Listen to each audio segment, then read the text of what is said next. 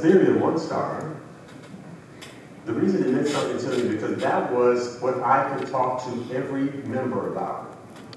I'm not sure if anybody remembered, but I didn't talk about the recognition for the district until April of the year. But from July until April, all I did was talk to members, are you going to be a theory of one star? Have you attained an educational goal? Have you done a leadership goal? Because I knew if all of the members were getting what they needed, that the district would get what we needed. And so based on that, based on the members, our district was selected to distinguish that year.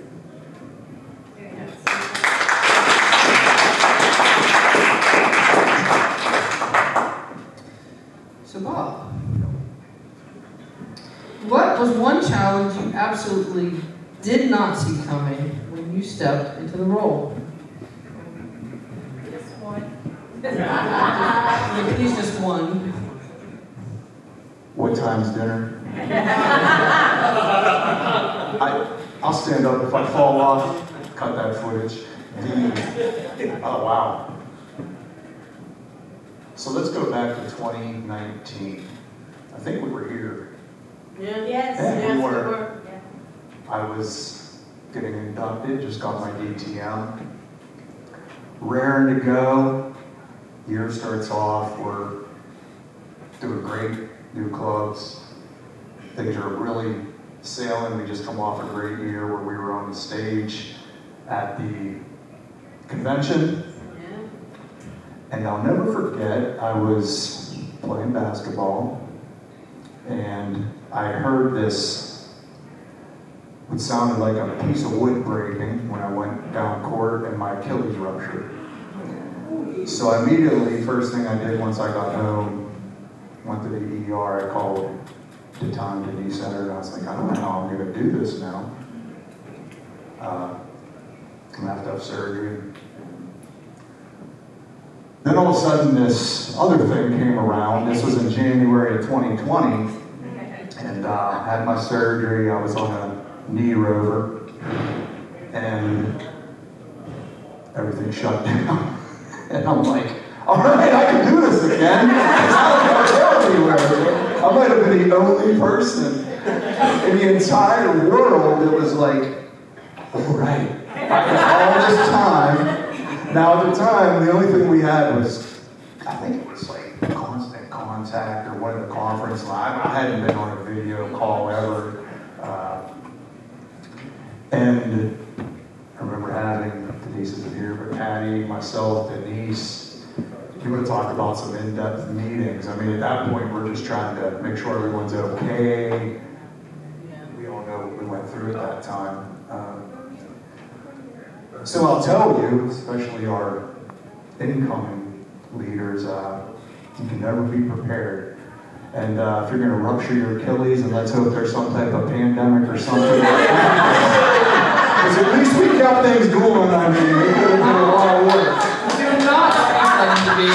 So there's always light at the end of the tunnel, I can tell you that much. And we're still here, and we're still going strong. You know, I like that Richard, put his words of wisdom to this isn't a final. This is something that carries on. So I'll keep telling that story every time someone's down. I'll be like, you better get up, rub a little dirt on it. Yeah, I can keep going. It's more than that. I think that's good, right? You guys good? That's a theory. I hope if something worse happens, so you're So Patty, on that uplifting note, what is the one decision you made that turned out better than expected? I keep thinking about this. The one decision I made was when we came up to the springtime, of course this was COVID, my whole district director here for spring. Did you shut up? You did. Okay, my whole district. So he can talk, but shuts it off for everybody else. My whole district director year was all COVID. And what I missed was the camaraderie, right? That's what we all missed. We're on these everybody went from 3-dimensional to 2-dimensional. And we missed that. And I think Denise Etter made a comment about, wouldn't it be cool to have a spaghetti dinner? So I wanted, in the spring, I wanted to buy spaghetti dinner for the deck. So I actually contacted all these restaurants and gift cards and trying to find a way to buy the deck spaghetti dinner. And it was just not practical. So what we did is we made an announcement. Everybody bring your own spaghetti dinner, whatever spaghetti it looks like. Some people brought lo mein, some people, and what we did is we set up a Zoom meeting with multiple breakout rooms that everybody could jump into whatever breakout room you wanted, like a real conversation. And we got so much good feedback. I wish we'd have thought of that earlier in the year, because it finally felt like home again. It finally felt like you get face to face with your family that you've missed all year and have these little conversations. So that was way better than expected. I was hoping it would come out well, but we had so many people actually in tears because it brought home that family.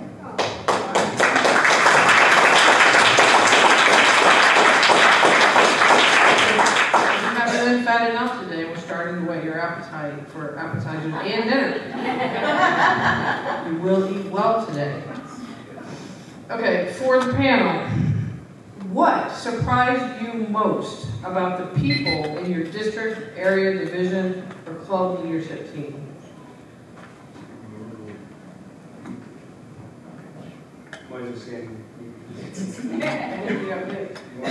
What surprised me most? Yes. Well, that's a tough one, and I'll tell you why. When I was a club officer, I visited the other clubs in the area. Many of you know this because I keep telling you this. Because I wanted to see how other people did things, and I care about people just like everybody else in Toastmasters, so I want to help people, and I'd ask them what they needed when I visit them.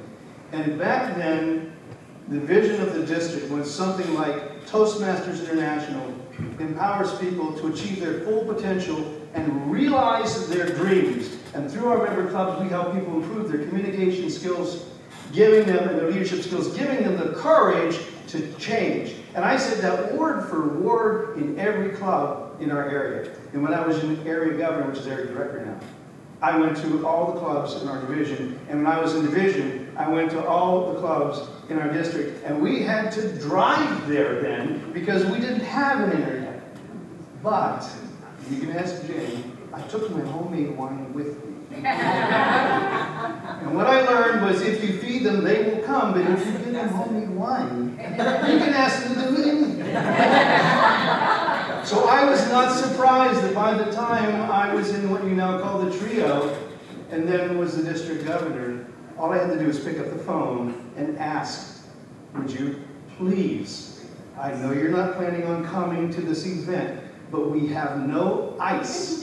Would you please pick up some ice and show up? Would you sit at the registration table and sign people up? Would you please come to the meeting and just make a notation for me of anything we missed? And we had showings on the division level. We had a lot of people showing up, and we had a lot of fun. Not only there, but Achievers back then, I got them to meet at John Harvard's brew pub. And Toastmasters actually learned how to do real toasts with real beer. After you do something like that, it's not surprising that they'll get up and form conga lines and do crazy stuff. And in the last meeting of our year, they had teased me all year long. And so I roasted every last one of them. We had a great time, and we were distinguished at the end of it.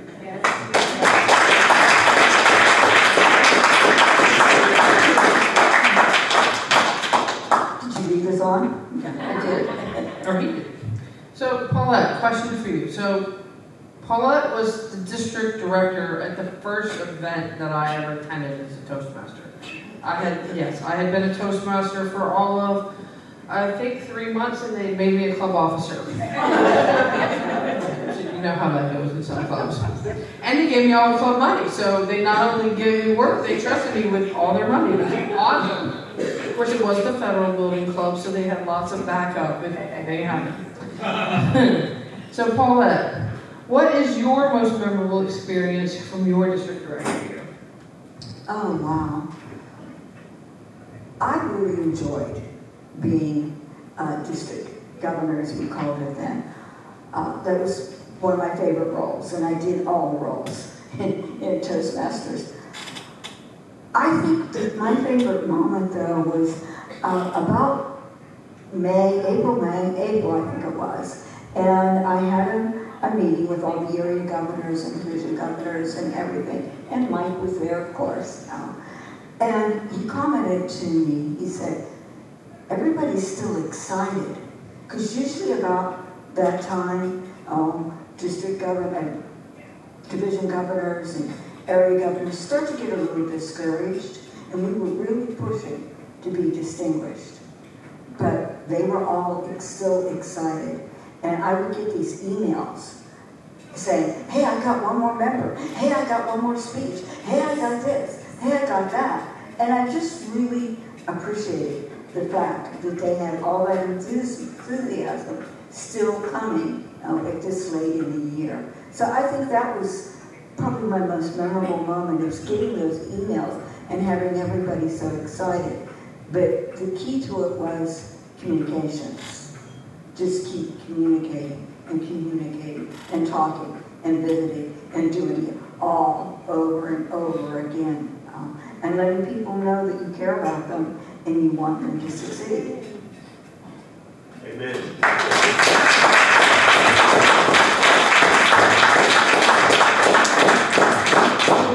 So we talked to my first district director that I recall. Now we'll talk to the one that seems to tell me for everything. Stephanie. If anybody doesn't know this by now, you really haven't been paying attention. What was the most significant leadership moment in your 1, 2, or 3 years?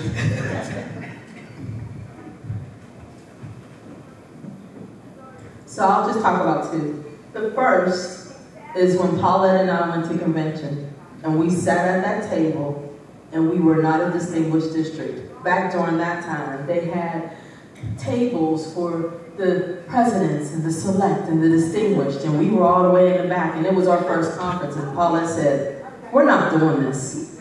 We are not doing this next year. And I was like, that's right, Paulette, we're not gonna be sitting back here next year. So that was the first. So she kicked it off, like Russell said. Paulette started it for us. Then I came behind, and then, but my year was the year that Toastmasters decided to change the brand. Now, if you didn't know about Toastmasters back then, each district had a theme. Every district was looking forward to their theme. Remember the member, this and that, and this and that. So we went to a training for district leaders to talk about how we were going to move towards having one brand. And at that meeting, I was just so shocked at how our leaders were actually behaving at the meeting when this poor woman is just trying to do her job and explain how we're going to transition into the brand, that I stood up and I said, if I didn't know any better, I would not know that I'm sitting not only in a room full of leaders, but a room full of Toastmaster leaders. We don't act this way. This woman is just trying to tell us how we're moving forward into the next phase of our organization. We at least owe her the courtesy to listen. Listen, Sally Newell Cullen was my friend forever, because she remembered that. She was brand new, she was starting out, but you listen. We may not like it, but we listen, because it's happening anyway. There's a whole bunch of things that happen that we don't necessarily like. So that, and with that came the onus for the districts to convert our clubs into using the new brand. Now, my idea was to buy every club a new banner so that clubs would not have to be responsible for it, because number one, the money that the district uses is the club's money that we get a part of. So it's your money, I'm giving you back so you don't have to pay for that. Oh, got so much heat. So much heat for that. How dare you spend our money on banners? But when people got their banners, they were parading around with their banners, happy. It's like, you give us something to do, and it's like, how do you get that implemented so that it's not a burden on our members? So that's the way I did it. I did get a whole bunch of flack for that, but I thought it was the right thing to do. And sometimes in leadership, you have to make decisions that are the right thing to do, and you are on that island by yourself. You are. But if you know in your heart of hearts it's the right thing to do and it's a good thing for you, everybody will catch up. It's just like, what's his name? Steve Jobs. Well, kind of. Only because people say that he was really not a nice person, but he was an innovator. When I learned about him in my classes when I was getting my master's degree, the thing that stood out for me about him is that he was on an island by himself, because only he could see the vision. Sometimes it's like that in leadership. So you have to believe in yourself, believe you're doing the right thing, and just do it, step out on faith. And then everybody will either get on board or they might still hate you, but if you're doing the right thing, then you're doing the right thing. So in Toastmasters, as long as we are following our values and doing the right things for our members, that's what's important. Amen.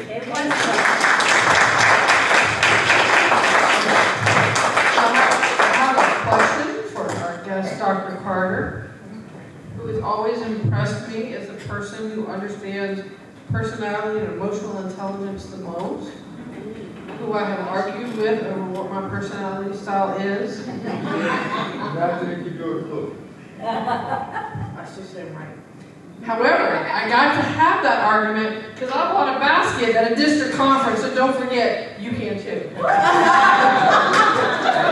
Dr. Carter, what leadership skill did you strengthen the most this year or your year of service? Was it patience, diplomacy, organization, flexibility, or creative problem solving?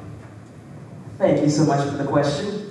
I serve as district director in District 18, which is south of here, all of Delaware, parts of Maryland, West Virginia, Pennsylvania, in, I have to look at my name tag, 2018, 2019. And what I had to learn is trust. Because the leaders are all volunteers. They are serving Toastmasters, but they are serving their families, serving their jobs, serving other nonprofits and organizations that they are part of. So I had to trust that they were allowing the time to serve and what they raised their hand for. I had to trust they were going and making their business, the area directors. I had to trust that when a club officer called on them, that they responded quickly and appropriately. For me, I'm more of a trust but verify type of person. But in these cases, you don't have time to verify. I had 7 divisions with 5 area directors and all of them. A lot of people, I can't oversee all of them. So I had to be able to have some validation points during the year, and I actually did mid-year reviews with the area directors because I'm a corporate person through and through.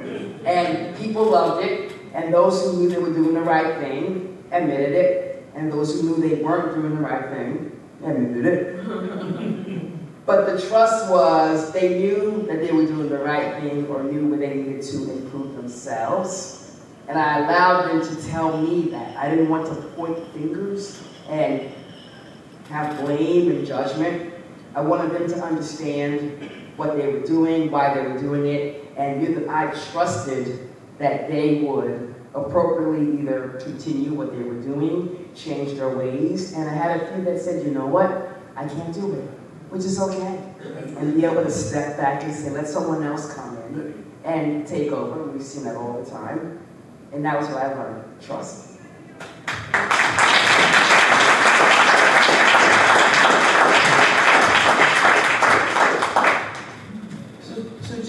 volunteered for this question. I'm excited to hear the answer.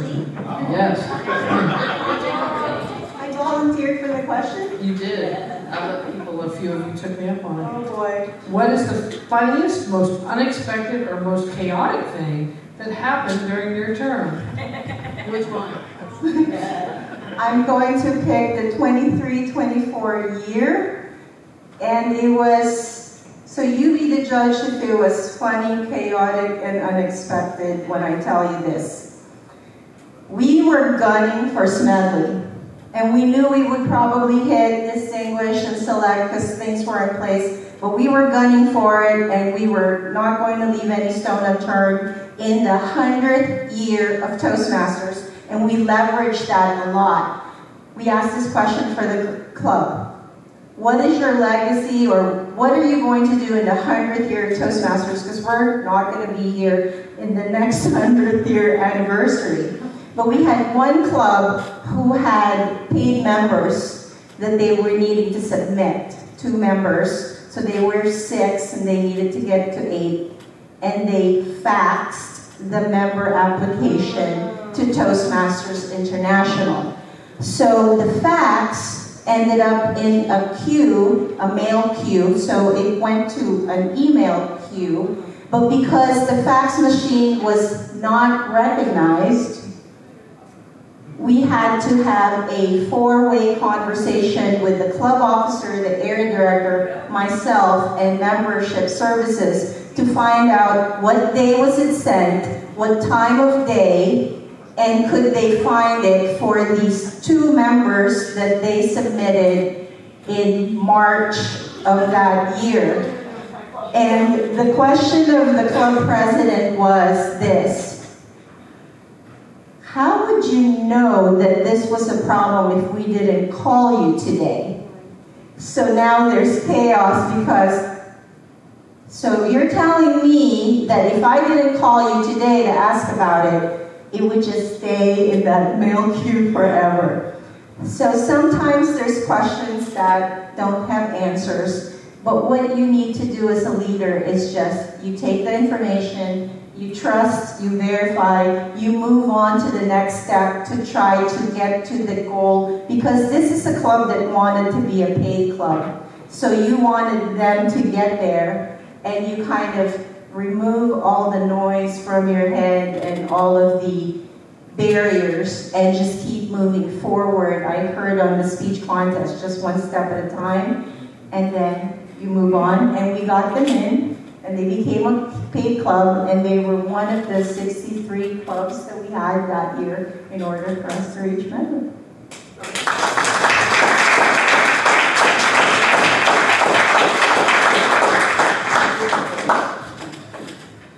So Steve, you were on the trio when Stephanie made me an area governor, so I remember you saw him. But tell me, what do you remember the most about your time in leadership? What do I remember the most? Let's see, so I joined in 2003, and I followed Russell in 13-14. In 2013 and 2014 as the district governor, and went through the transition of Lieutenant Governor of Marketing, which is what they called it at the time, and Lieutenant Governor of Education and Training, to then District Governor. So what do I remember the most? Yes. Yes, since you didn't get to see the questions ahead of time. There's so many things that, so many different memories that come to mind, and I mean, I have had so many different experiences with Stephanie and Russell and Jane and Stephanie, and Stephanie's the reason that I became a district governor, I believe, because we were driving to was an Achievers meeting, and secretly I think I wanted to get into leadership, and I just kind of casually threw it out there, and I just remember you flipped. You're like, what? Because you were looking for somebody, right? I was looking for somebody, but this was my hang buddy. Like, we went to clubs together. We would park in the parking lot and drive to Achievers together, because whenever we went to the one meeting on Sunday, we would drive together. And I was looking for the club growth director, which is what you guys know, but back then it was Lieutenant Governor of Marketing, and Steve just casually says, well, you know, I was thinking about it. I'm like, what? You were thinking about what? And he said, well, you know, like Lieutenant Governor Martin. I said, Steve, please do not play with me right now. Because I would love to tell you about Lieutenant Governor Martin. See, I always get really excited about these things. How it went. And he was like, maybe I shouldn't. I was like, no, you have to. So it was just, I just didn't want him to be playing with me at that moment because I really, really, really wanted that to happen. Yeah, and it was an amazing experience. A couple of things that come to mind, picking up Dan Rex at the airport, and he and his wife, and taking them downtown before the Nemacolin conference. That was a great experience.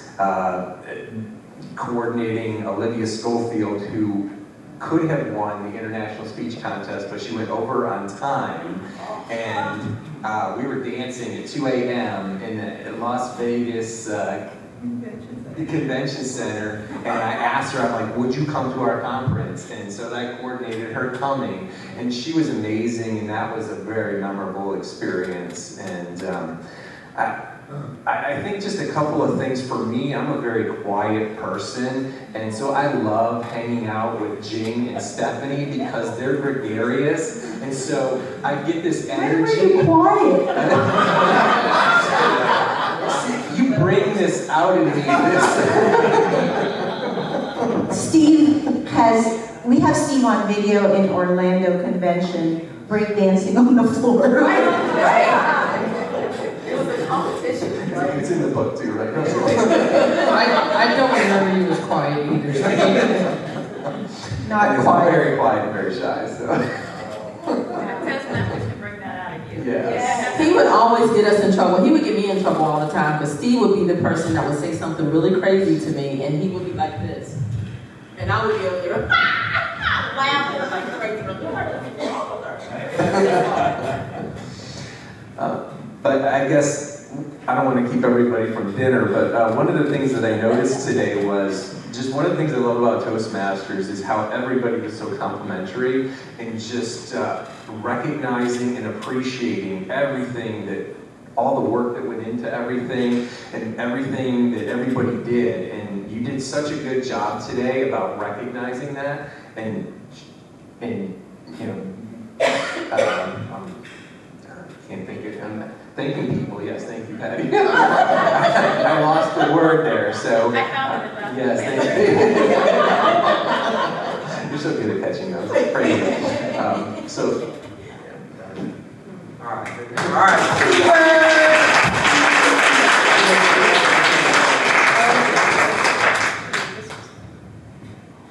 So Mike, we all know you as the district whisperer, and certainly I think all of us at some point or another have come to you for advice Absolutely. on how to be a district governor or a district governor.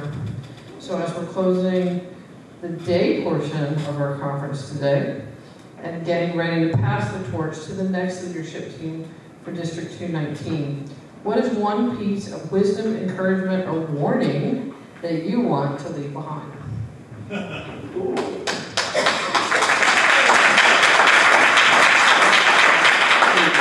What did I tell you, Bob?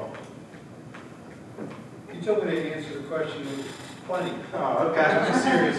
No, I mean, when you were replacing me as governor. Oh, well, you told me we arrive in the room as one. Well, We arrive in the room as one. The trio, the top three. When you enter the room, we never argue. We're always as one. And the generals always arrive first.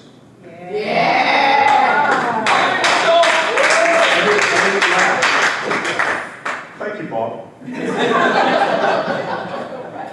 That's called delegation. Do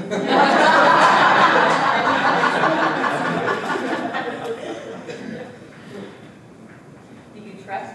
Do you trust? We're on board. Or do you Are you telling me you want a second question since you delegated it first? Another question. There's ones I have answers for. What moment during your tenure made you think, this is why I volunteered for this role? Oh, thank you. So we had breakout groups for TLI one time. I think I was with the secretaries. We maybe had 8 people. and we were supposed to work on something, and then one person would be the reporter that would go up in front of the whole group. And so I was looking to see who the reporter was, and we had a fellow named Joe in the group, and he stuttered. And so I was thinking, well, might have to twist arms to get a reporter here, and I'm not about to ask Joe. So I asked, who would like to be a reporter, and doesn't Joe volunteer? So Joe goes up, gets a big round of applause. What was it, a little clap? Mr. Peck? Yep. Gets a big clap. He goes up, he stutters. He comes back, he still gets the clap. I was never so proud of Toastmasters. The next year at TLI, I'm the district governor, or just what would be district director now, so I don't have any responsibilities. I run around and schmooze. I'm sitting in the back. They come in for reports again. Joe is reporting again. He gets up front, and he doesn't stutter. And one of the past international directors sitting next to me, Vince DeJordan, Vince, this guy stutters. He said, I would have never known. So I called the division director and said, did we have anything to do with this? He said, I think we had the majority to do with it. And that made it all worthwhile.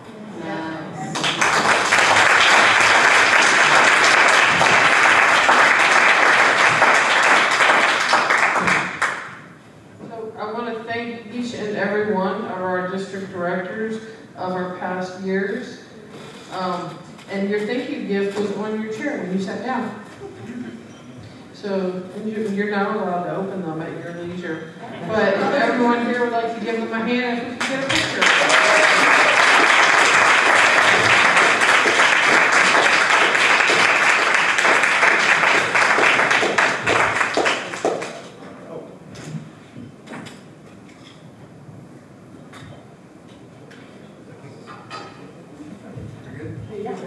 Anybody else?